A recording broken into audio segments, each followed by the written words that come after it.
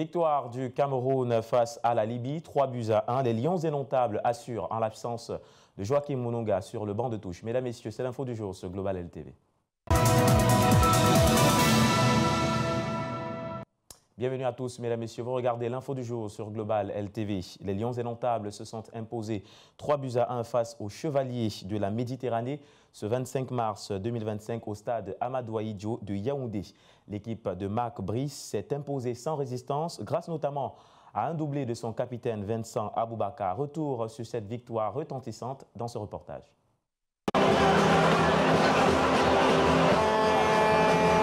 Sans Joachim Mononga sur le banc de touche, les Lions indomptables du Cameroun s'imposent sans difficulté face aux Chevaliers de la Méditerranée au stade Amadou Ahidjo de Yaoundé.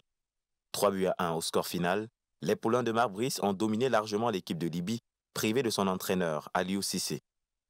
Après plusieurs assauts dans la surface de réparation libyenne, c'est le capitaine Vincent Aboubakar qui ouvre le score sur pénalty à la 27e minute de jeu.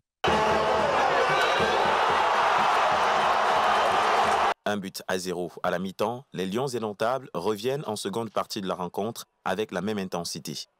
Bryan Mbeumo, lancé dans la surface, va faire le break en inscrivant le deuxième but de la partie.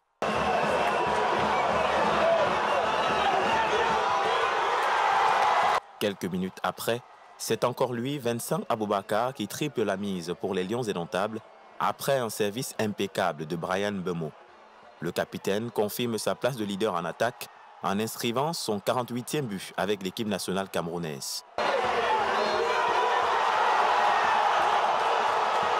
Dans le temps additionnel de la rencontre, Enzo El Mariami réduit le score pour la Libye sur une bonne reprise de volée.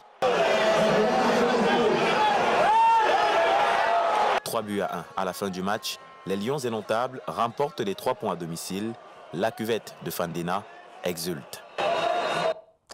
Belle victoire des Lions indomptables du Cameroun qui ont séduit le public camerounais venu nombreux au stade Amadou Ahidjo pour prendre part à ce match crucial contre la Libye. Le Cameroun remporte donc 3 points à domicile, une grande satisfaction pour les populations qui donnent leur avis sur la prestation de l'équipe nationale au micro de Richard Bique.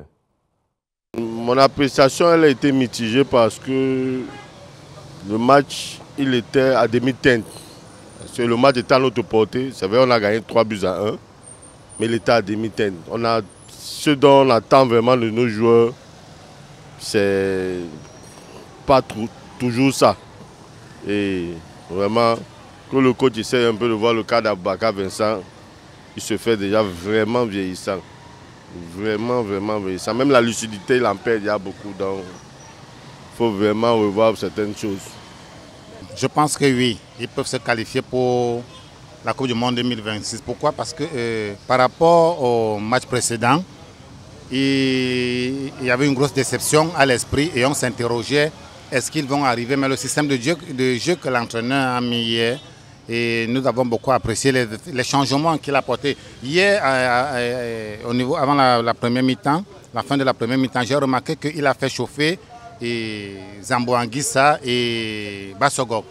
Mais quand les Lions ont commencé à marquer à 2 buts, il les a enlevés et il a mis 2 jeunes.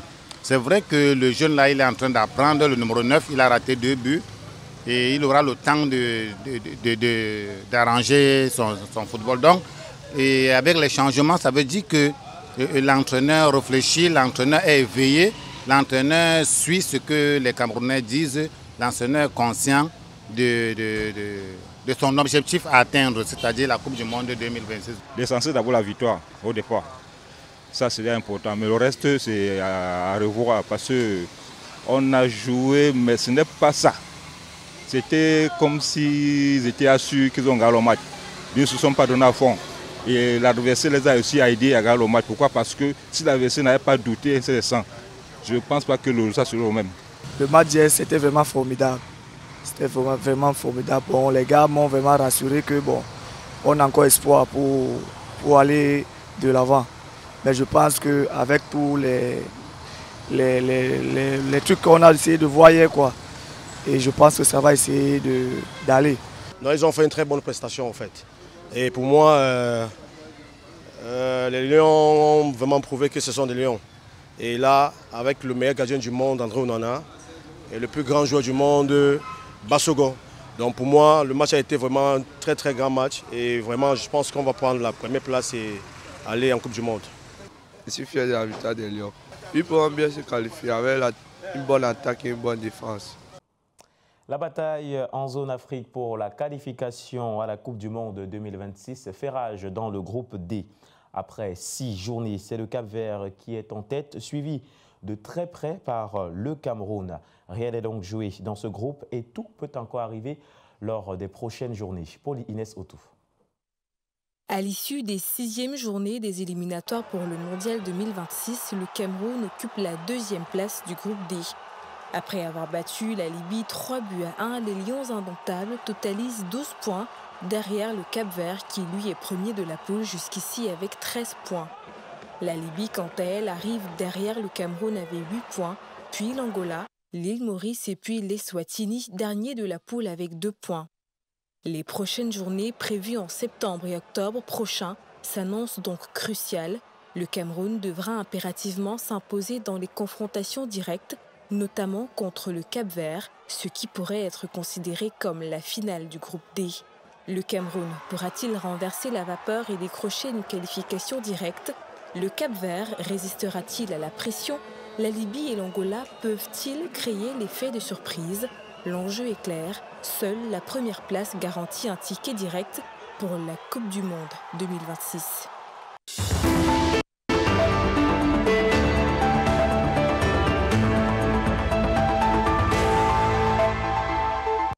Dans notre bonus de l'info, mesdames, messieurs, restons au Cameroun pour parler de cette polémique autour de l'absence de Joachim Mununga sur le banc de touche. Face à la Libye ce 25 mars 2025, l'assistant personnel du sélectionneur Marc Brice a regardé une fois encore le match dans les gradins, malgré la sortie des Lions indomptables la veille, demandant à ce qu'il soit inscrit sur le banc de touche. Qu'est-ce qui explique cette situation? Évocation dans ce reportage. Permettez aux coachs qui travaillent avec nous au quotidien d'exercer dans la sérénité, notamment en lui permettant d'avoir à ses côtés son assistant qui, tactiquement, techniquement et stratégiquement, est un maillon indispensable. L'on avait cru qu'après la sortie des Lions indomptables du Cameroun, où ceux-ci, par la voix de leur capitaine Vincent Aboubakar, demandaient la présence de Joachim Mununga sur le banc de touche, cela serait fait lors de la rencontre face à la Libye. Oh que non. Une fois encore, l'assistant du sélectionneur Marc Brice a suivi le match depuis les gradins. Pourtant, pour l'entraîneur belge, la présence de son assistant est plus qu'indispensable à ses côtés sur le banc de touche, car c'est avec ce dernier, dit-il, qu'il prépare les matchs sur le plan tactique et stratégique. Cela suscite dès lors une vague d'interrogations, d'abord sur le rôle des 2 entraîneurs adjoints de Marc Brice au sein de la tanière des Lions. Sont-ils juste des simples spectateurs dans les choix et les décisions de l'entraîneur principal? Ensuite, Joachim Mununga serait-il le seul capable de travailler avec Marc Brice? Doit-on attribuer la prestation fade des Lions indomptables face à l'Eswatini à l'absence de l'assistant personnel du coach belge sur le banc de touche? Cela serait étonnant, puisque l'on a vu une équipe nationale camerounaise sans difficulté face à la Libye lors de la 6e journée des éliminatoires de la Coupe du Monde 2026, malgré l'absence de Joachim Mununga sur le banc de touche. Doit-on comprendre que ce sont des instructions données par l'assistant de Marc Brice depuis sa place dans les gradins qui ont permis aux Lions indomptables de dérouler face aux Chevaliers? Et si c'est la FECAFOOT qui décide au final de ceux qui doivent s'asseoir sur le banc de touche, pourquoi n'inscrit-elle pas le nom de Joachim Mununga qui, si l'on s'en tient aux propos du sélectionneur et des joueurs, à la clairvoyance du jeu tactique et stratégique des Lions indomptables sur le terrain, la Fédération camerounaise de football serait-elle contre la victoire de l'équipe nationale? Cela serait absurde puisque c'est elle qui tire en premier profit des victoires des Lions indomptables. Voudrait-elle donc tout simplement imposer à Marc Brice les personnes avec qui travailler? Ou alors voudrait-elle montrer à l'entraîneur que c'est elle qui décide? L'on se rappelle d'ailleurs que le ministre des Sports, le professeur Narcisse Moulay Kombi, avait demandé lors de la réunion préparatoire en prélude aux 2 matchs joués par les Lions indomptables récemment que l'assistant du sélectionneur national puisse retrouver sa place sur le banc de touche. Une prescription qui n'a pas été respectée lors du déplacement des Lions en Afrique du Sud, encore moins lors de la récente rencontre à domicile face à la Libye. Le professeur Prosper Koumvondo, membre du comité exécutif de la FECAFOOT, avait répondu au ministre des Sports en affirmant que si l'entraîneur veut son assistant avec lui sur le banc de touche, il n'a qu'à le demander directement à sa hiérarchie, qui est la fédération. Pourquoi Marc Brice ne le fait donc pas? Est-ce peut-être parce qu'il ne considère pas l'instance fêtière du football camerounais comme sa hiérarchie? Jusqu'à quand cette situation va-t-elle durer et où va-t-elle mener l'équipe nationale camerounaise? Just wait and see. Mesdames, Messieurs, voilà qui met un terme à cette édition. L'info du jour. Passez une excellente journée en compagnie des programmes de Global LTV. Bye bye.